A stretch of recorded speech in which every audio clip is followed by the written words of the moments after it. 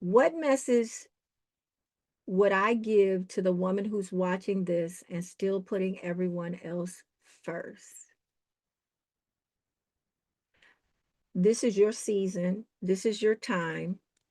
You are not late. You are right where you're supposed to be. You are not behind. I felt all of that. You didn't miss your chance. Um, if God put a vision in you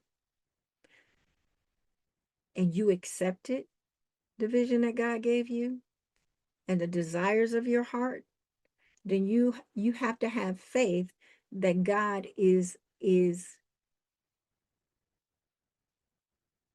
this comes from my spiritual mother Edith. She said, I believe that God is working it out on my behalf.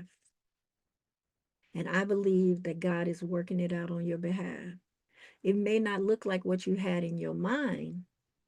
And if you're spiritual or religious or however you identify in any way, you know that when the Lord shows up, when God shows up, that it don't look like what you had in mind. Because that's your vision and your view, but that's not the vision and the view that God got for you. It's different. And so it's shaping you, that it's really happening for you to get you where you are meant to be. But if you fixate on what the world has and how everyone else is doing it, first of all, you may not be showing up as who God called you to be. So he can't bless you because you ain't doing what he told you to do. And if I had a coin for the number of people that when they got their breakthrough, it and they realize they already know what they're supposed to be doing and they're not doing it, right? I say that the message is you already know what God told you to do. You let other things quiet that voice and be louder than that voice. The voice that knows you, hears you, knows your wants and desires, and wants you to have them, and is saying to you that the way to them is this way, and you're allowing the world let you go left.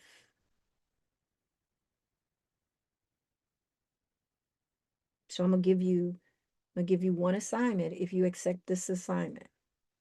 The assignment is to use your power and practice saying no. Period. That's it. Just no, period, because it's a complete sentence. Well, I need you to come help me do this and that. If you don't want to, then the answer is no. And you don't have to explain. You don't have to do any of that. But I know you might feel like you need to explain. So after you start practicing it enough, you'll realize you'll feel your power. You'll feel your power. It'll well up from your core.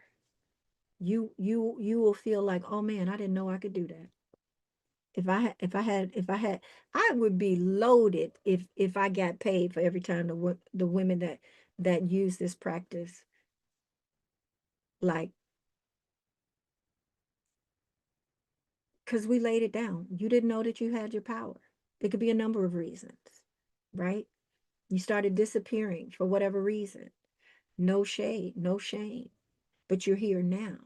So you can get and have everything that God told you you can have and you can get, because that's who placed it there. Everything came after that. Probably ain't it. Probably ain't God. That's all I'm saying. And the more you free up your energy to be inward for you, you will hear that. You will recognize that. You will know that. You will feel that. Because those are the things that you want and desire. You got to quit letting the world tell you what that needs to be because they can't see it and hear it and know it. God placed that in your heart. It ain't for them, it's for you. But showing up and doing everything for everybody else is not what God called you to do. That would be being busy. People will say that. I ain't seen nowhere where God told me to be busy. Nowhere. The world say that. Be productive and that produces and all that. Mm-mm.